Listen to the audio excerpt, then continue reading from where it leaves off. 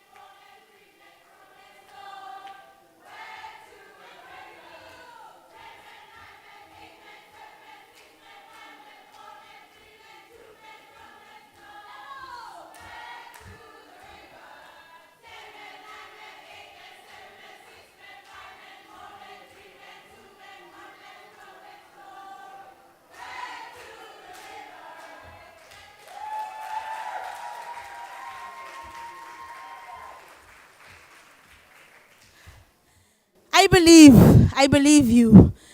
Now keep that thought. Keep that thought of the world we want, those that are standing in the way of the world we want, and the work that lies ahead for us to get from that 10 to that 9, 8, 5, 4, 3, 2, 1. There have been many times in history where big victories that people thought were not possible. But today, because of people who insisted on fighting, we know that things are possible. Yes. So there were women, men in history who have fought unimaginable fights, started at 10, got to 1, and today we stand on those people's shoulders as we also fight for our future and fight to usher the world into a new reality. So that was just to say, even as hope is disappearing, even as the powerful people feel too powerful, we must always remember that we stand on the shoulders of people who thought it was possible and showed us.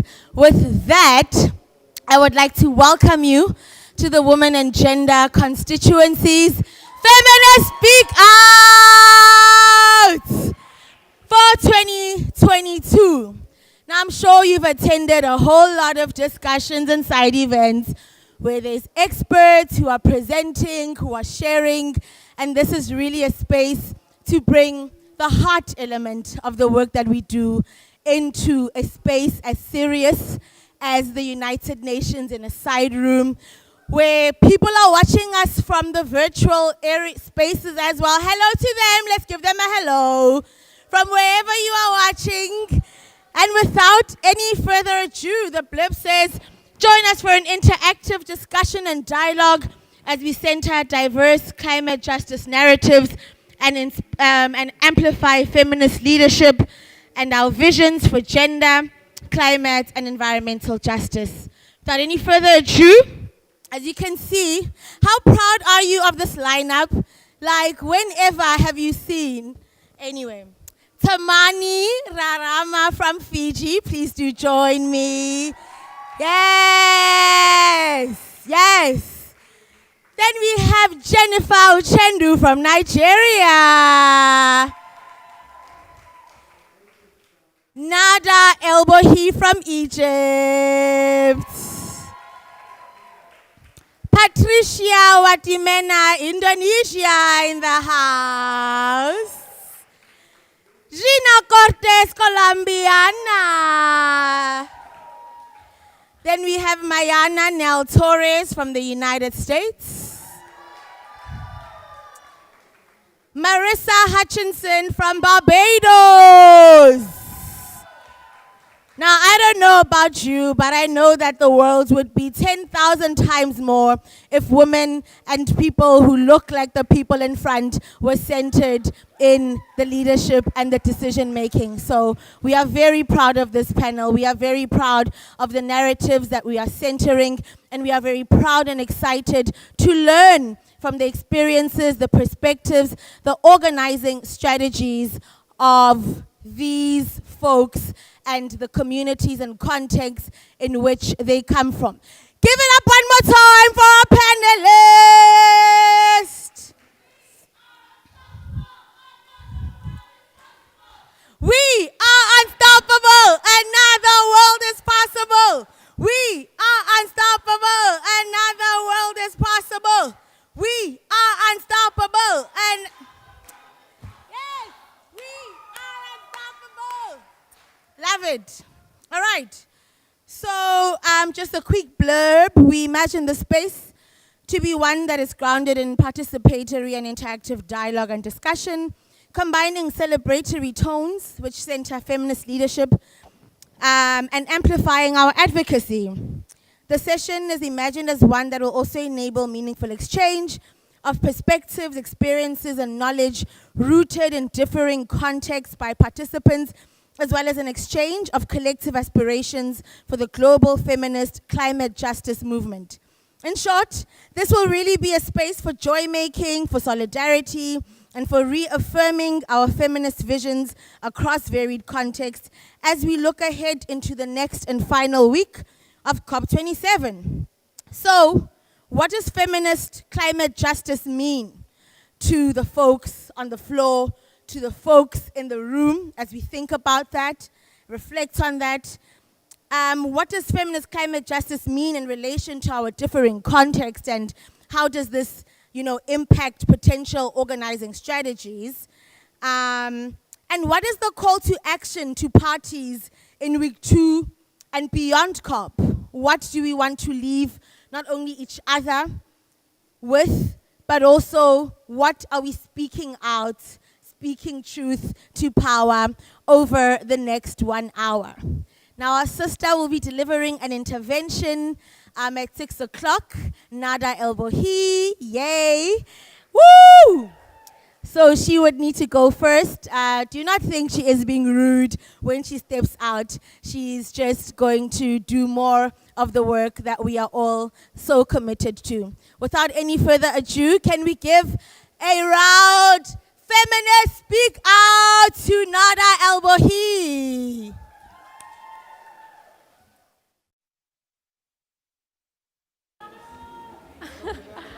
Hi, everyone. So I'm Nadal Buhi. And so, what does feminist climate justice mean to me? So I'm from the Middle East and North Africa. I'm from Egypt. I'm from Africa. So when I speak of climate justice, I speak of diversity, of respecting the diversity of the women of my region. When I speak of climate justice, I speak of the narratives of oppression and victimization that surrounds my sisters and I, of the undermining of our knowledge, experience, and perspective, of the white savior complex that has perpetuated a cycle of aid dependency, debt, and westernization. I am, and my women are empowered. We don't need Western solutions. We need you to listen to us. We know our communities, we know our needs, and we women are in the lead. So listen to us. Listen to me when I say we're not drivers of climate change. We've been ravaged by colonization, our internal strifes exploited, conflicts escalated by these rich countries' greed for oil and more, destabilized for their own gains. They close their borders for us and open it for others. They refer to us as barbaric. They invade us to address our corruption that they planted the seeds for. They continue to do this under the name of humanitarian intervention, assistance, foreign aid, multilateral organizations that promote neoliberal ideologies that leave us in crippling debt and then they refocus the crisis caused by them on pollution and overpopulation.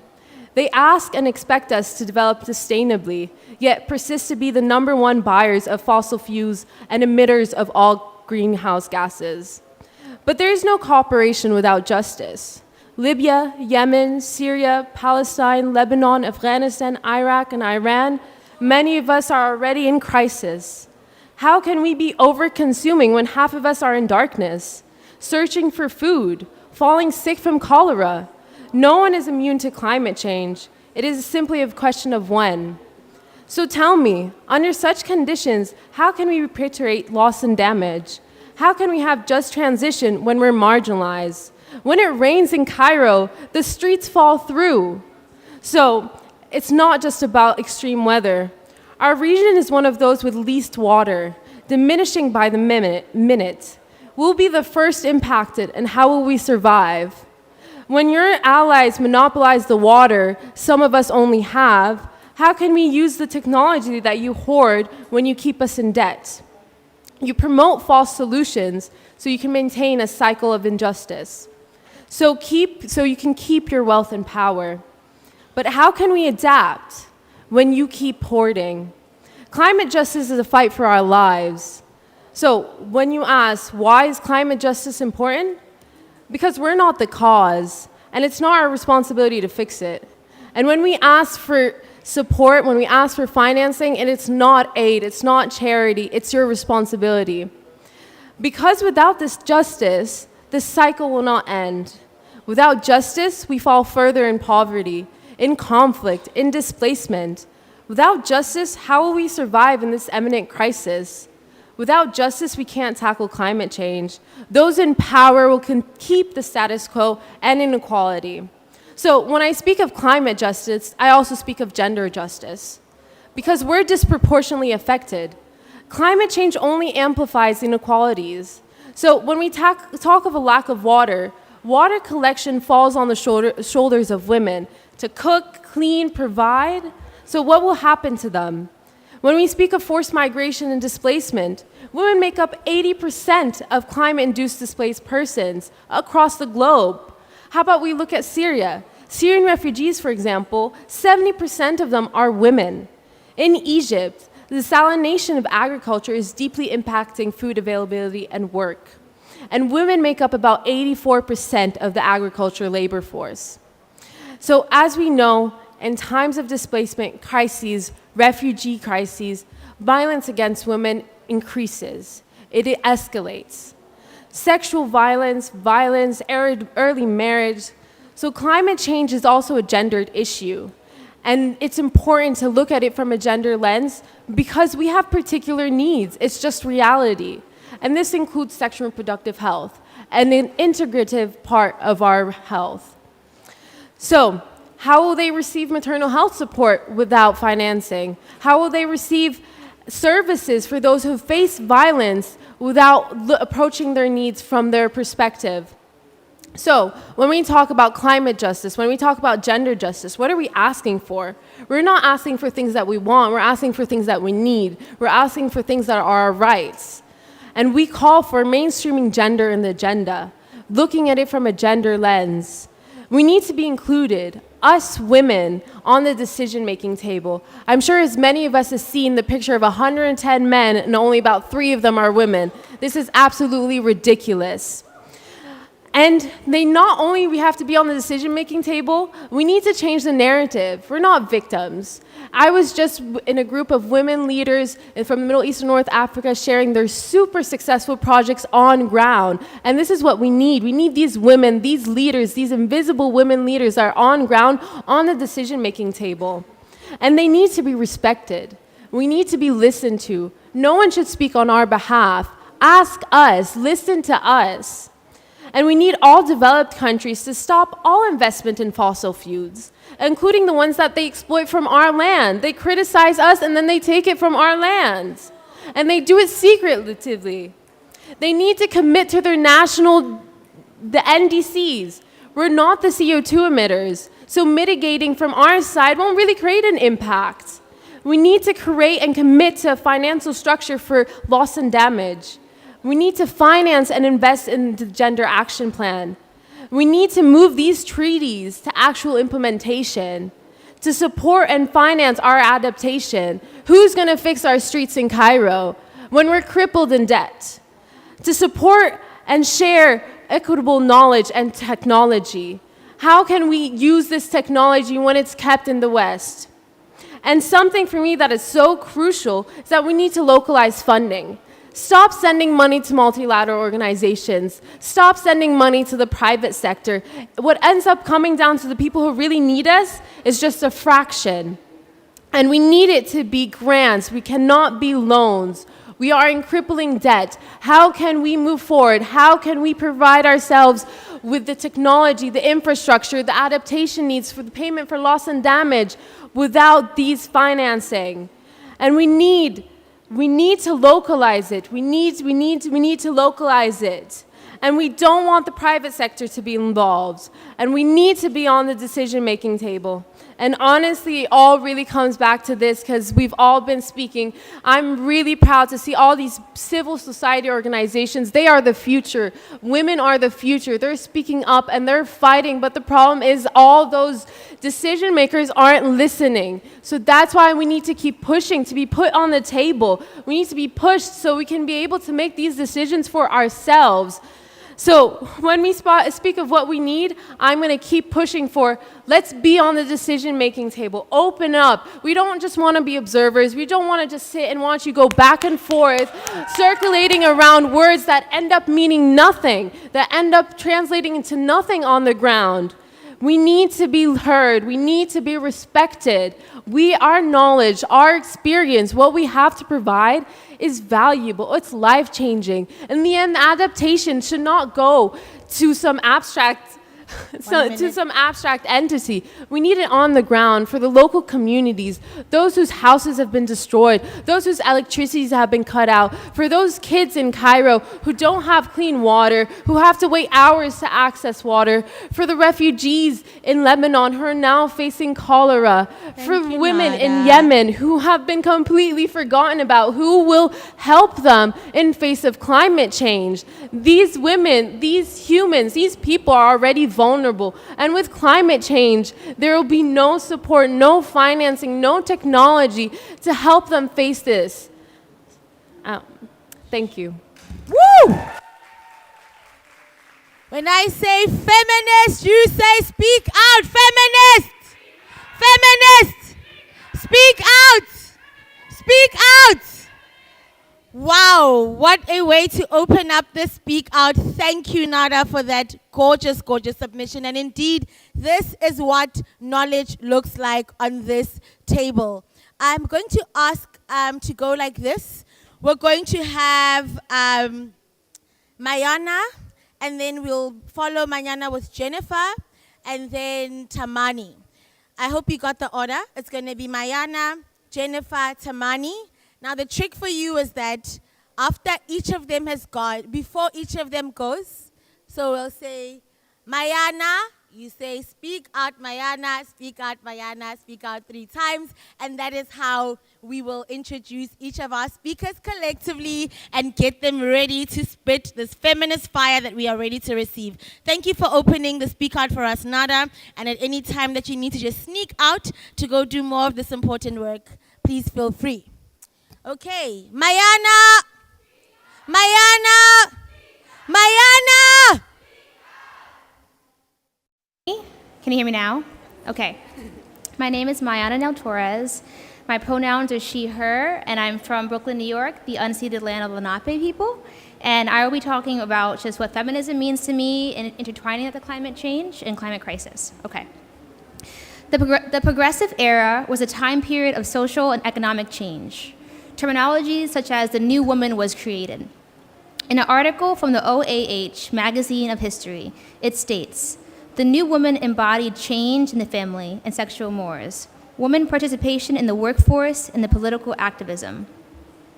The growing idea of a new woman was portrayed as a gender discussion. However, it applied primarily towards white women. A lot of feminist female activism organizations didn't allow African American women to join, for example, the National Women's Suffrage Association. There was a divide in access to feminism, even though to the outside they all experienced the depth of female suffrage. No one fights for black women as hard as black women fight for ourselves. We fight for not only ourselves, but for others all the time in everything that we do. What feminism means to me is challenging the norms in many ways than one. As a young feminist, I find it important to acknowledge the ways in which heteronormativity has impacted feminism, how racism has impacted feminism. I find it important to hold space for the queer community in its intersection with this work, for how racism intersects with this work, and to make sure that my version of feminism includes us all. There is this quote from Ricardo Morales that states, "If you have come to help me, you are wasting your time. But if you have come because your liberation is bound with mine, let us work together." When I dare to sit in my power and embrace all of me, as a person who sits in many different identities, I am empowered and strengthened. I am strengthening my vision and hopefully empowering others to be fully themselves. My feminism includes and is shaped by leaders such as Pauli Murray, Eller Baker, Zora Neale Hurston, Komande Romana, my mother, my grandmother, my aunts.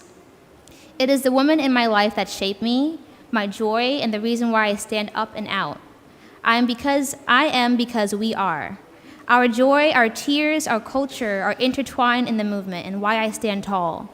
I am empowered by my being feminist. I'm empowered by being a black woman. I'm empowered by being from Brooklyn. I'm empowered by being an artist. And I find that all intertwined in our climate work, in our feminist work, because everything is climate work. Everything is social justice, and I can't stand here without my ancestors, and I can't stand here without thinking about those who come after me. And I'm empowered by being here, as this is my first COP, and I do think that grassroots work is what leads all our work, and that's all I have to say.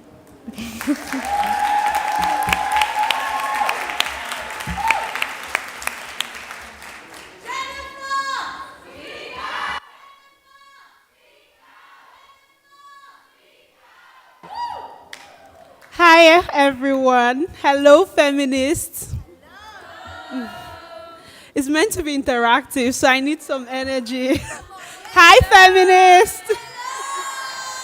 Awesome. So Nada and Mayana, they've set the tone for such an exciting conversation, such a thought-provoking conversation. And I'd like to start with the story. We love stories, right?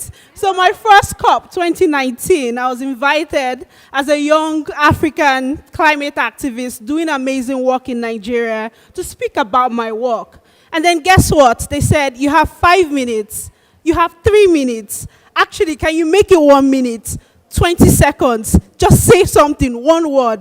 And I thought to myself, what is the point of tokenist youth participation, tokenist feminist participation, when we don't really care to listen? And I thought to myself, this is how we begin the culture of silencing, the culture of tokenism, where I'm happy to be at COP, but is my voice really heard? So I wonder if spaces like this, we actually start to hear each other. For me, climate justice means listening to young people and listening to the women. But the women who have the right things to say. I say that because I joined the loss and damage negotiation, and I was excited to see women negotiating. But guess what? They weren't centering our voices. They weren't listening. So at the same time, while we need to have women on the table, we need to have women with feminist thinking. Women who understand intersectionalism. Women who understand that people are suffering. My people are suffering. So we need to bring everyone on the table and listen to them. So it's not just enough to have women. We need to have feminists who understand that this is a struggle. This is a struggle for our life. It's a struggle for our future. It's a struggle for my great-grandchildren. I want to tell them that we walked around being climate activists and we won. We want to build hope. And hope starts from building values that take away greed. We're so so greedy. We look at our agendas and we have so many personal agendas, and we forget the people in our villages. We forget people in Argentina and Pakistan who really need us to advocate for themselves. I wonder if we can go back here today and think about climate justice as something that also is our responsibility, to always make space for people, to always have conversations that are inclusive, not tokenistic, not for PR, not for greenwashing, so that when we finally get to those powerful positions, because trust me, we will get there. If we start so early, we'll get there. When we're in places of power, do we really help the people? Do we really speak out for the marginalized? It starts with us, because one day we might be negotiators and we might start to speak the language of the so-called bad men. So I wonder if we can go out here feeling inspired, feeling agents, that sense of agency, that we're always going to speak out and help people. Thank you.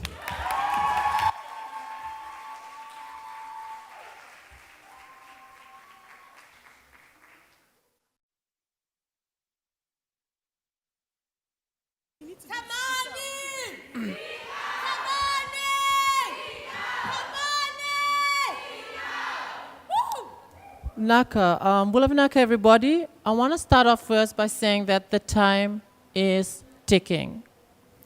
And it's not a luxury that we have to continue negotiating. It's time to act, and act really fast. I come from a country and a region that is firsthand facing the brunt of climate impacts, from intensified Category 5 cyclones, floodings, rising sea levels, ocean acidification, and this has become a constant challenge for many of our people in their dailiness of their lives. This, of course, has drastic impacts to a region where the rates of violence on women and girls are devastatingly high, at a rate of 2 out of 3 women who has faced at a certain time of their lifetime gender-based violence, when you compare it to the global rate of 1 out of 3 women. And of course, the climate crisis and disasters exacerbate these statistics and numbers. I work for a feminist, lesbian, trans masculine, and gender non-conforming organization back in Fiji called Diva for Equality, that works on social, economic, ecological, environmental, and climate justice.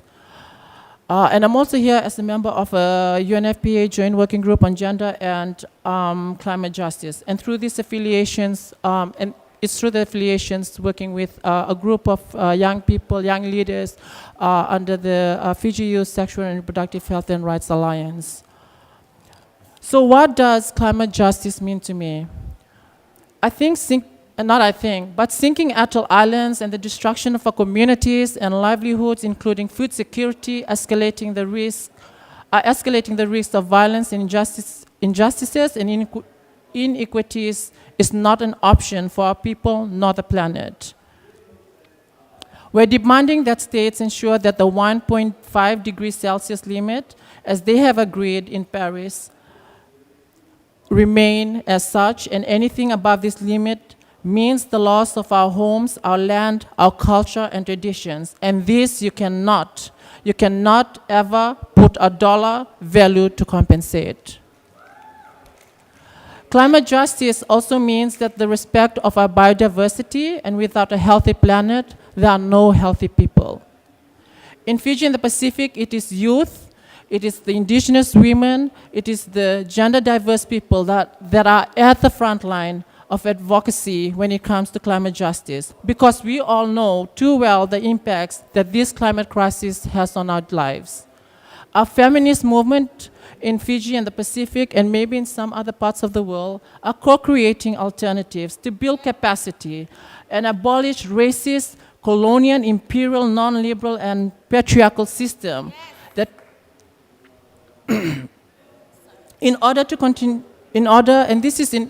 to empower our people and create stronger movements and advocate for justice for all, because the current system do not work for us.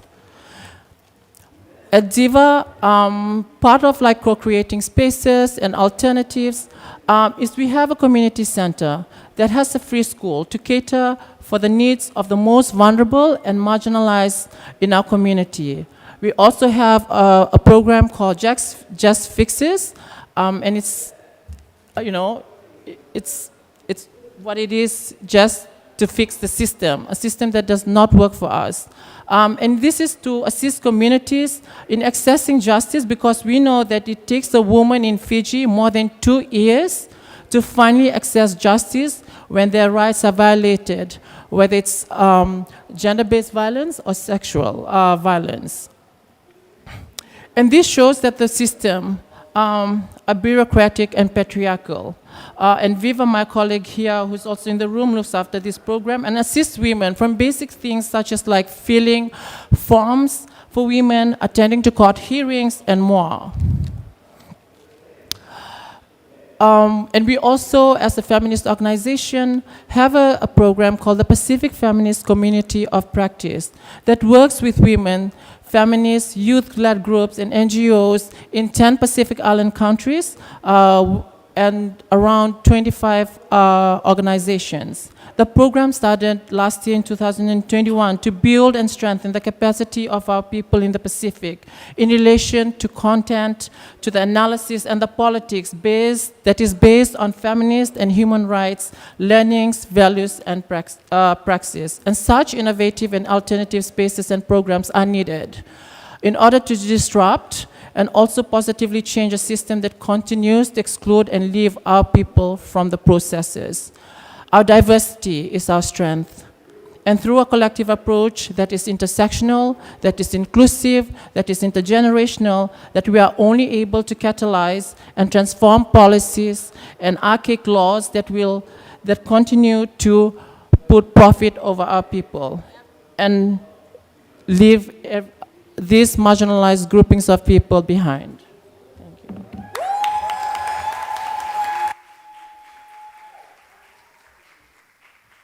Feminist! Ha! Feminist! Feminist! Speak out! Hi, Bo, speak out!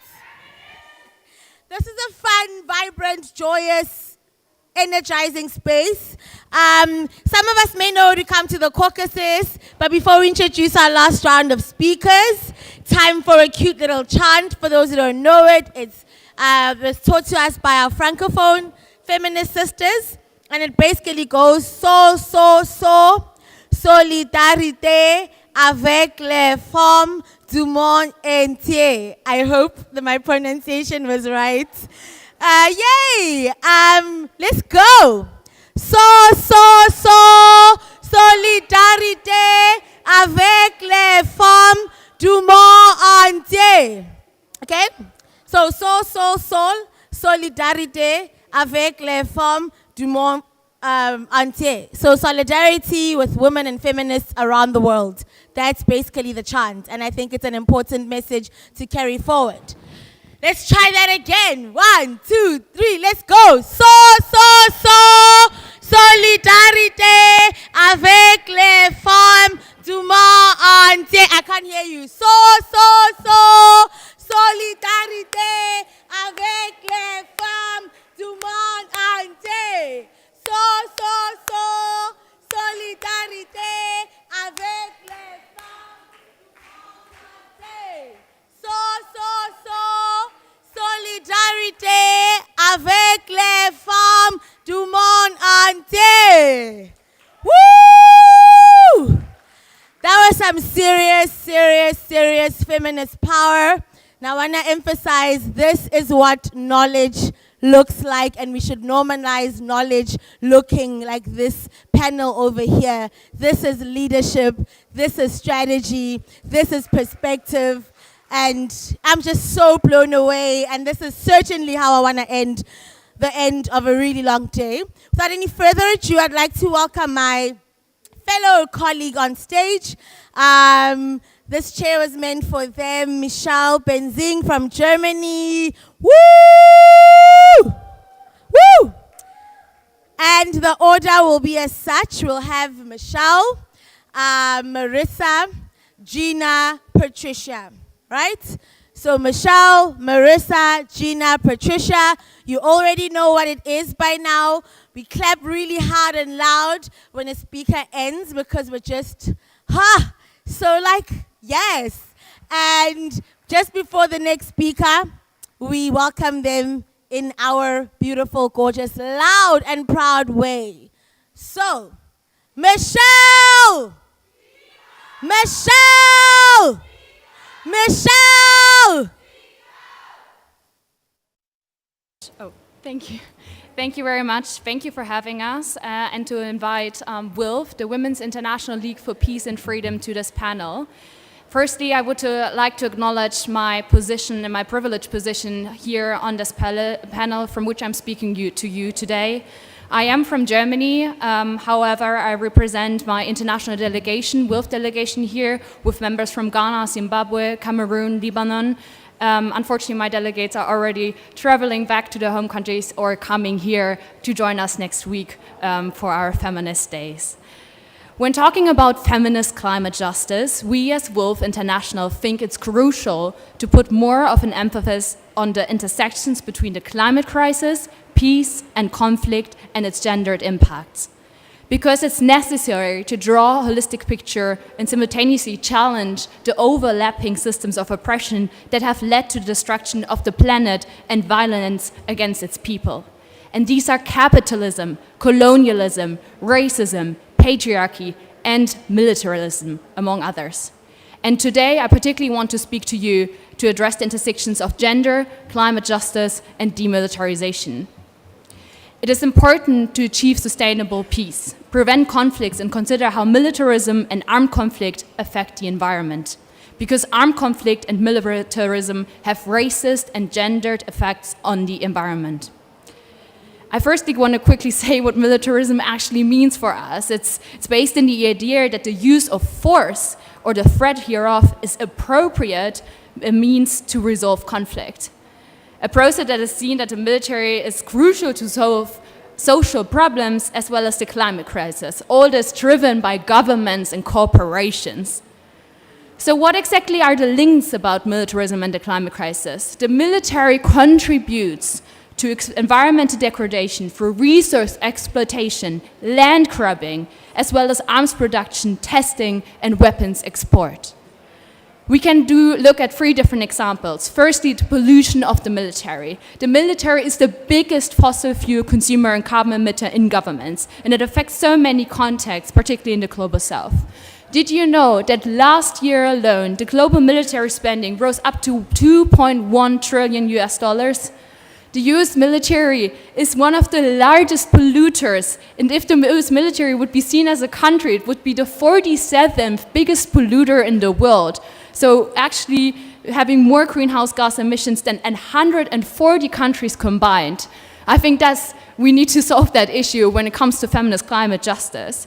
It's also about military exercise. 5 to 6% of our land is used as areas for military training, with devastating impacts, severe degradation, destruction of natural vegetation, and wildlife habitat. Particularly countries in the global south are disproportionately affected by military exercises that happen, such as, for example, RIMPAC in the Pacifics. All this with devastating impacts.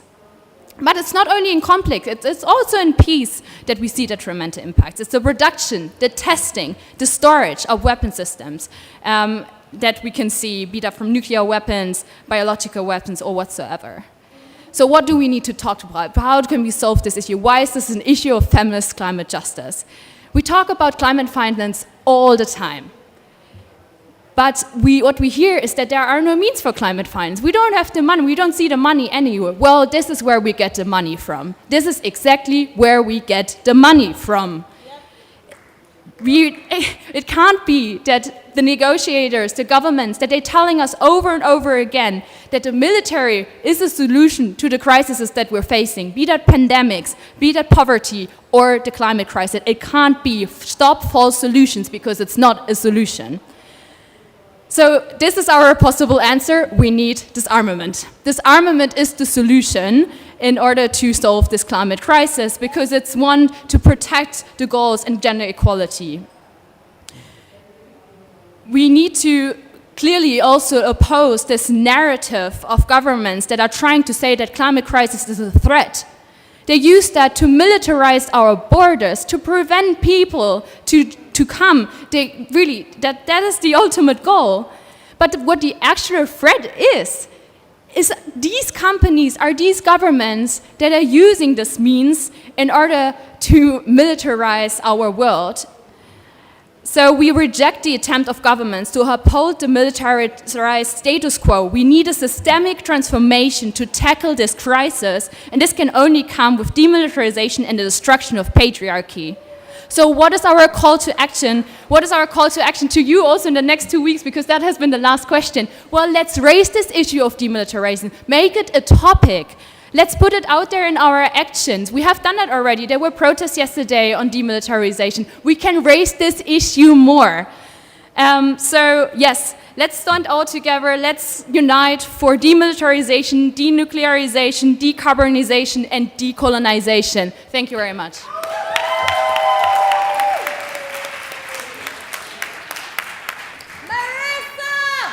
Speak up! Speak up!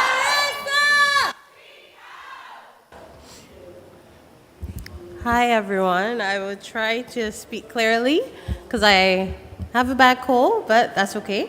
Okay, so I'm starting with what does climate justice mean to me. For me as a Black Caribbean woman and a feminist, climate justice most importantly means acknowledging our colonial history that makes it seem like we do not bring real issues to the table.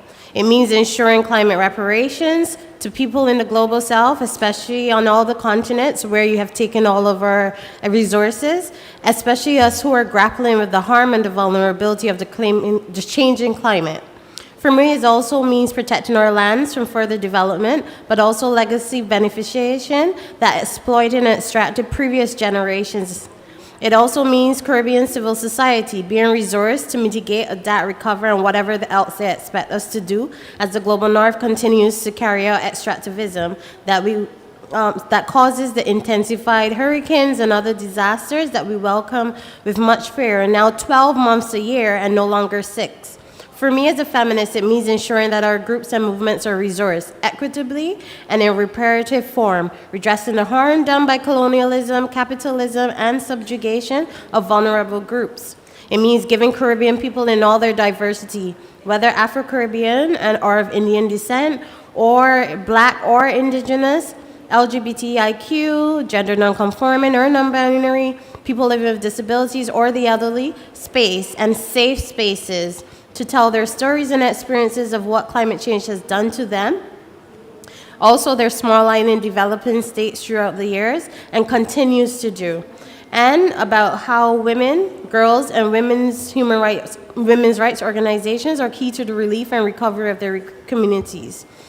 And one other thing, for us in the Caribbean, when we think about what climate justice means to us in the region, it means being acknowledged as separate and both geographically and experientially different from Latin America, and that keeping us in the black box in the UN neither serves us or benefits us. We are the Caribbean, real people, real climate issues, and real demands for climate justice.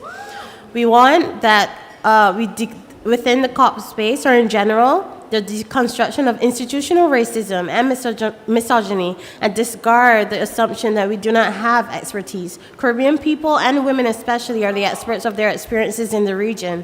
We want that you dismantle inherent power dynamics and structures, especially where there's gatekeeping manifesting in our movement, in advocacy, but also in resources levels that is often enforced or influenced by global North funders. Resourcing and policy engagements are largely technical and scientific, masked under bilateral and multilateral frameworks, cooperation agreements, and infrastructure architecture, all of which we don't often understand, but we try to manage. Thus, often too elitist and not enabling for feminists, for young people, and also for diverse perspectives, not giving us space to interact or engage. Open a space in these engagements for our voices, and not just as persons to fill seats as world leaders go back and forth on invaluable issues, why people lose everything in cyclones, floods, landslides, and the list goes on. We also ask that elements Oh, we also asked that at this COP27, after today, that we can be loud and we can celebrate in solidarity, and that is definitely missing. This is because there's so much concerted effort on disinformation, control, and silencing, and it continues in the UNFCCC space. We also asked for unlearning and relearning in terms of not just the UNFCCC spaces, but also in terms of the way in which we organize. There's an understanding that our organizing could be messy, and we know this, but still in the mud that we are who we are, and we are feminists, and that we strongly believe in climate justice.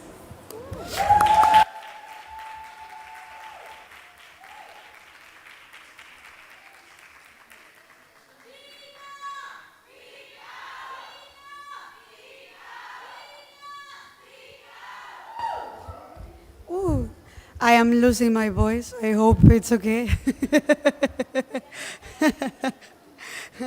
And I'm super inspired, like after just hearing this, you can feel what actually a feminist look like. You know, how the feminist voices join no matter if they want to divide us with invisible borders, if they want to divide us with different walls, if they want to divide us with different languages. It doesn't matter how, but you are going to feel here the real feminist power. I am from Colombia, and I have been living in another space which is not in Latin America. And when you are in this space out of your country, it is very often that we as Latinas are told that we are too loud. We are told that we are too radical for calling out the injustices of industrialization based on destructive models that are plundering, that are taking the land, the ecosystem of the communities. We are being called loud and radical for calling out the exploitation of our bodies as weapons of war. We have been called out as radical and as loud for breaking the windows of those that have violated our integrity. We also have been called loud for calling out those rich and greedy corporations that are satisfying a never-ending desire of growth, of accumulation of power for just a personal or an individual interest. And if this is understood as being loud or as being radical, well, let's be louder and let's be more radical. We want to build the solidarity among our siblings, our nations, our people, our different movements. But in this space particularly, we are not asking for the solidarity of the governments. We are asking for their responsibilities for their historical and polluting actions, for the ecological debt that they have and that they are causing.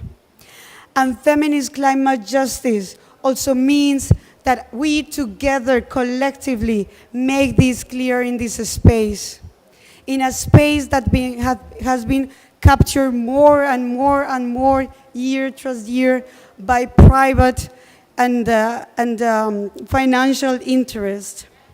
And we need to stop that, because from a climate justice and gender justice perspective, what we are looking is this radical transformation of our systems based on principles of redistribution, of the power, of the access, the use, and the control of information, of resources, of our own relationships, how we own our own say, the freedom that we have to speak up on our priorities, on our needs. We are here as feminists asking for climate justice, to stop those narratives that they are selling in the name of a green revolution, in the name of a green industrialization, that what are actually looking for is to continue the same discourse of colonialism, but dressed in a different costume. And we need to stop that, because we know the power. We have felt we have to make clear the legacy of and the message of our ancestors that have been fighting strongly that for us to be in this moment speaking in this space. We continue with the resistance, with the fight, and with raising the collective voices. In memory of those that are not here anymore, in memory of those that are not here in this space, but also for the present and the future generations. And we stand strong together, collectively, and we do not allow them to break the power of the people, the power of a feminist movement that know what is to walk together hand in hand against these injustices of this system, of the repression, of the oppression.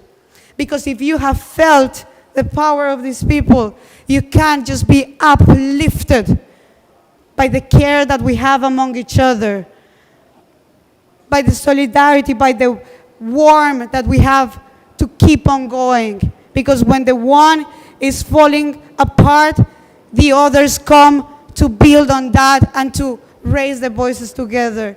So that's how feminist climate justice looks like. Thank you.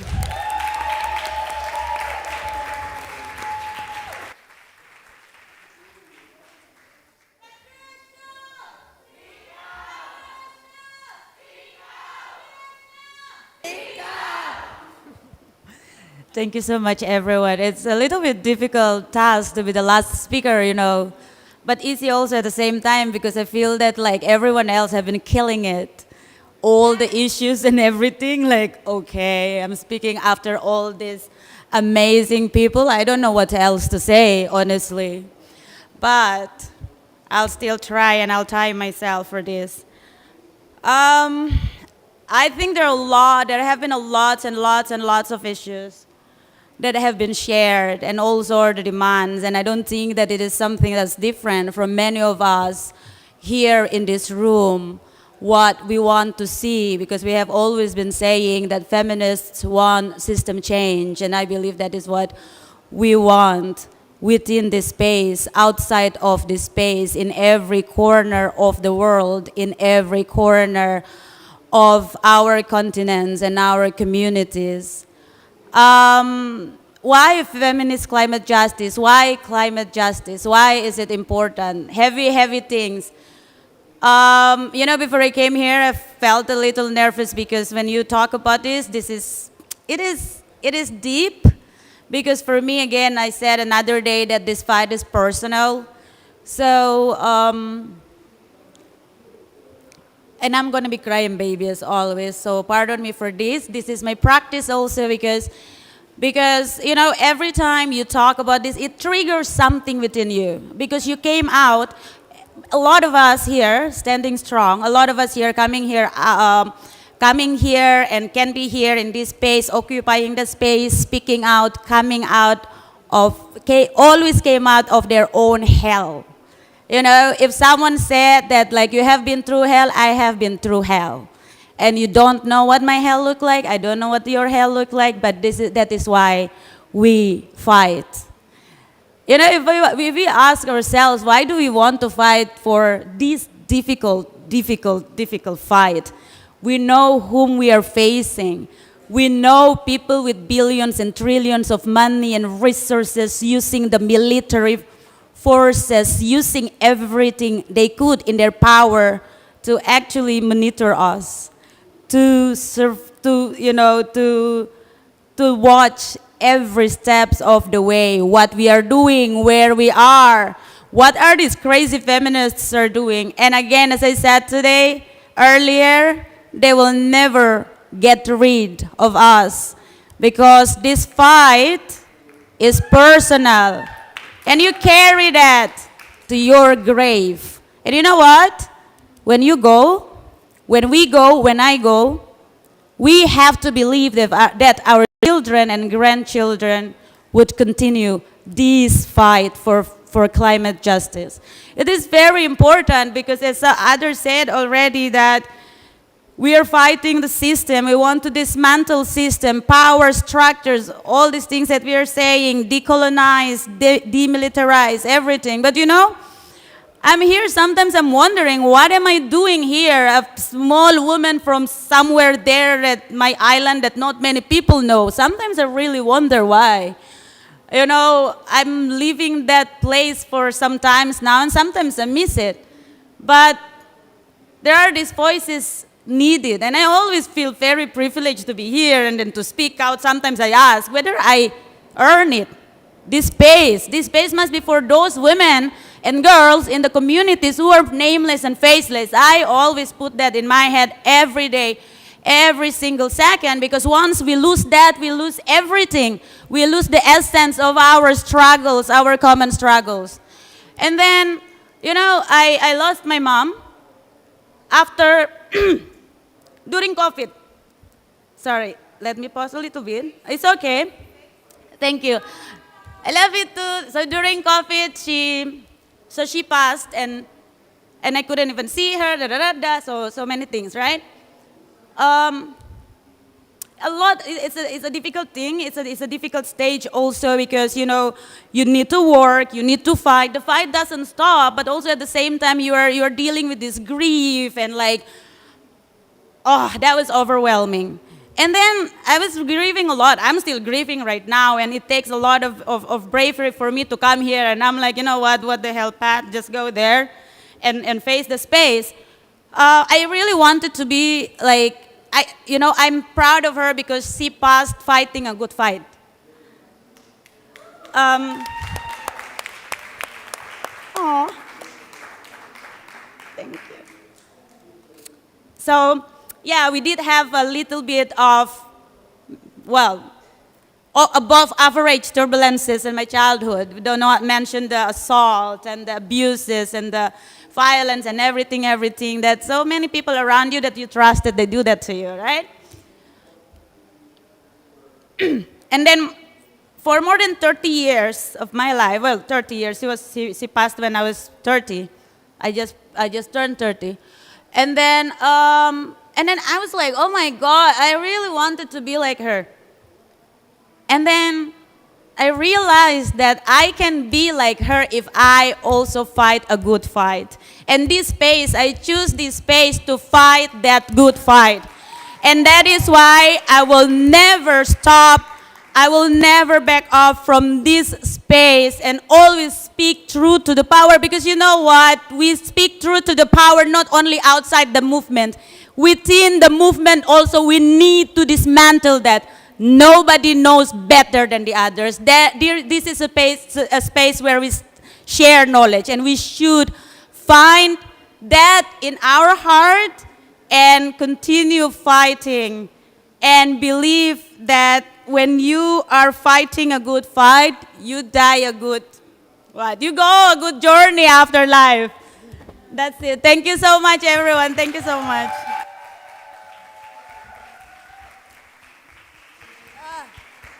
Feminist!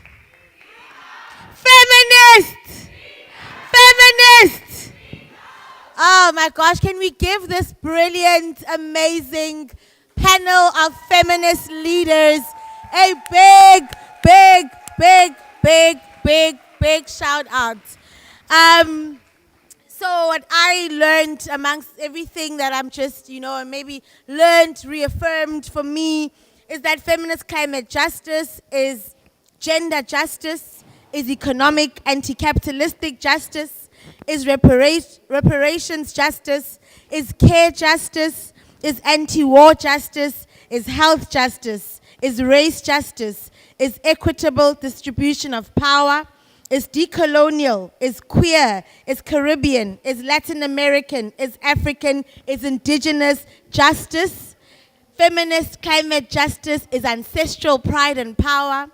Feminist climate justice is accountability and action, is putting our money, because it is our money. It's not their money, it's our money, where their talk shops are. is communal and community-led among so many incredible visions of what feminist climate justice is.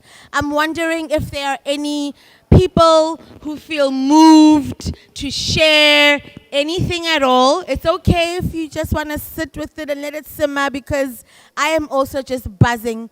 But I would like to take a few hands who might want to contribute and speak out their truth to power as we work towards wrapping up with the last question for the panelists on the floor as we close. Very, very briefly, literally briefly. I know you are fire and you have that fire. But when we leave here, noting that we are going into the second and final week of COP, noting the frustration of our constituencies, our blocks with these negotiations, what is the call to action that you want to speak to or speak out in relation to what is happening or what you want to see happen at this year's COP? Could be an outcome, it could be an action, but really in relation to what was shared so generously, what are we speaking back to the people who are literally making decisions about our very lives? So while they simmer on that, anyone want to give a contribution to this very generative, exciting space? Anyone want to speak out? Feminists! Feminists! Feminists! Lishab, oh, are you alright? You alright? Are you? Must I take it that you are that inspired that like all that had to be said has been said and you're just sitting with it? Is that the sense? Are some of us shy? No? Yes, Viva? You wanna? Yes, Viva! Viva! Viva! Viva! Do we have a roving mic? Come here, come here.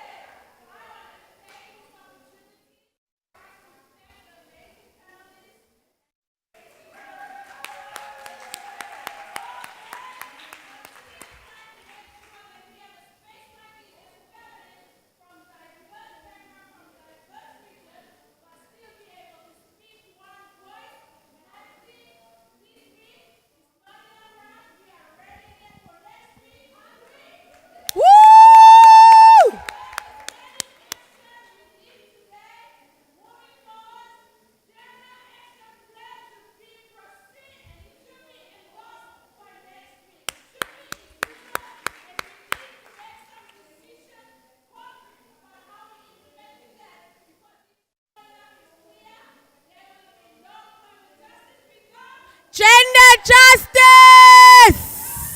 Speak out! Feminists! Speak out! Oh, wow, wow. Thank you so much for that revitalization, Viva. We love you, we appreciate it. Are there any feminists who want to speak out, or shall we hand it back to our lovely panel to give us a closeout and call to action? Yeah? Alrighty, let's welcome them back. Feminists! Feminists! Feminists! Speak out! Speak out! Speak out! Thank you, thank you. We'll start from this side and just keep it flowing. Call to action, there we go. I think my call to action would be, I don't want to see just 20 people next week at the demonstration for demilitarization. We should all be there. We need a demonstration on gender justice, climate justice, and demilitarization. Come and join us. Let's make an action.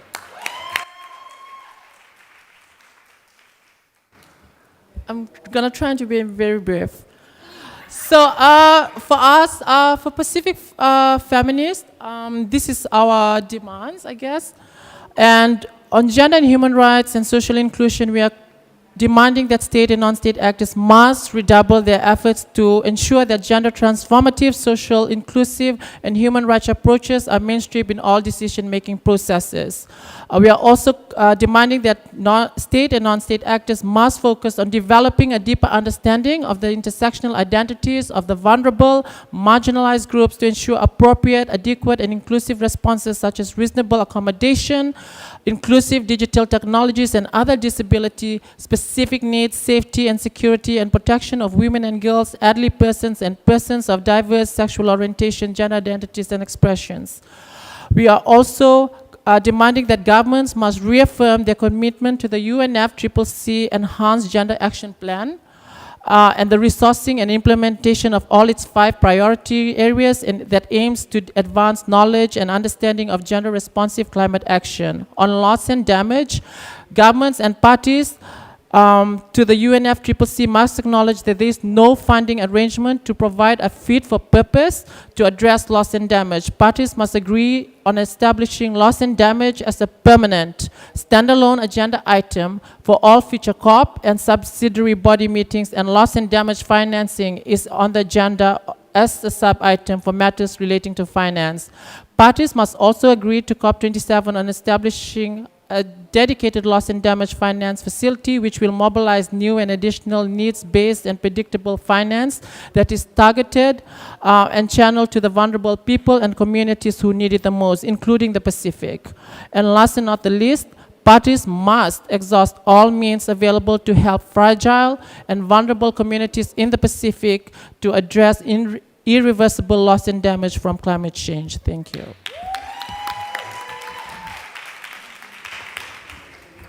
Okay, so everything Tamani said, and then the fact that every day for the next couple of days, I want us to look ourselves in the mirror and say we won't give up. We're going to continue this fight because it's important, and we're going to carry it with hope and love because that's how we transform the world. That's how we change the world. So yeah, thank you.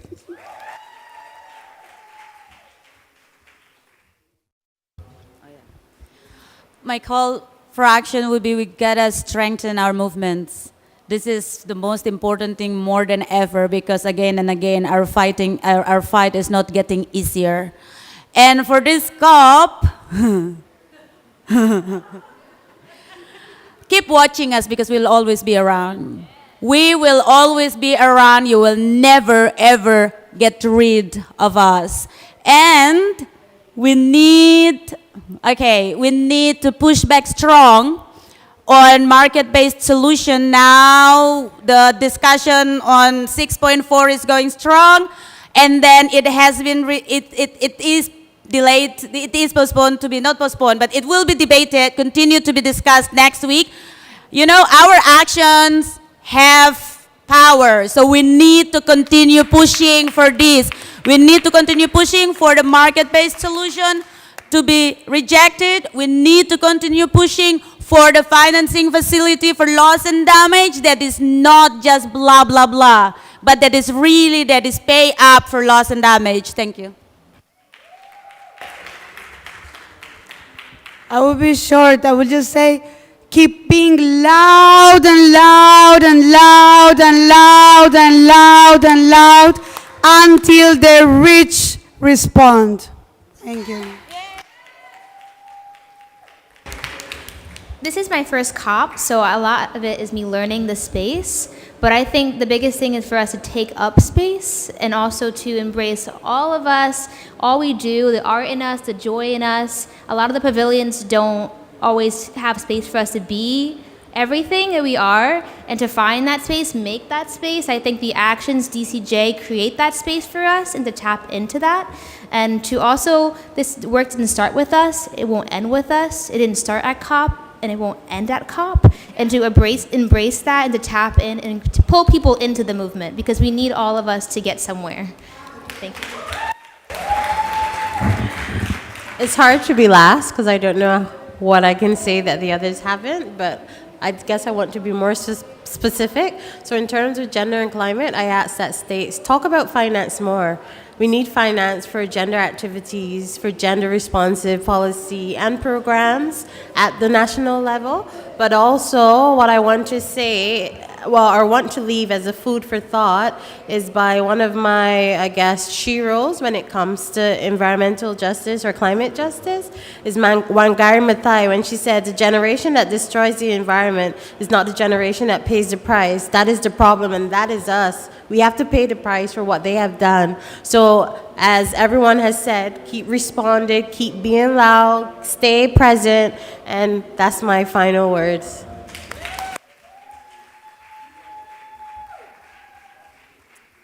Oh my gosh. If you want more of this fierce feminist power flavor, this incredible analysis around the intersection of gender, climate, and environmental justice, we're very proud that these are among some of our members as the Women and Gender Constituency. You can find us on the socials at WGC_climate, as well as on our website. Join the advocacy listserv. We really want to hear and engage from you, and really want to keep building a transformative agenda to really win this fight, because we fight until we win. Around more of these demands as shared by, these incredible speakers articulated in our demands documents and various policy positions. Please do engage that. We're so grateful for your time. We stayed until the end, and I did say it was going to be worth it, and I know I didn't lie, judging by the energy. So Michelle, Tamani, Jennifer, not an absentia, Patricia, Gina, Mayana, Marissa, can we give them a fierce round of applause one more time? And can we give ourselves a round of applause for co-creating this incredible space? And as we close, in song, of course, I'm just going to remix because that's the vibe and that's the energy. Feminists united can never be defeated. Feminists united can never be defeated. Feminists united can never be defeated. Feminists united can never be defeated. Thank you for coming out to our Speak Out. Have a lovely evening. There are some flyers on loss and damage. Please do come pick one up if you're interested. Generously given to us by Patricia. I'll put them on the floor. Have an amazing evening, feminists.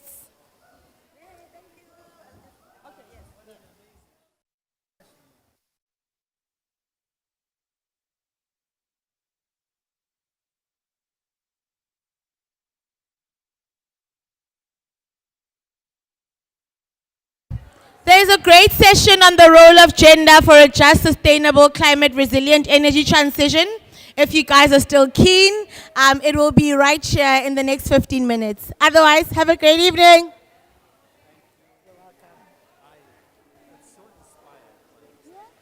Thank you so much. Thank you. I appreciate that.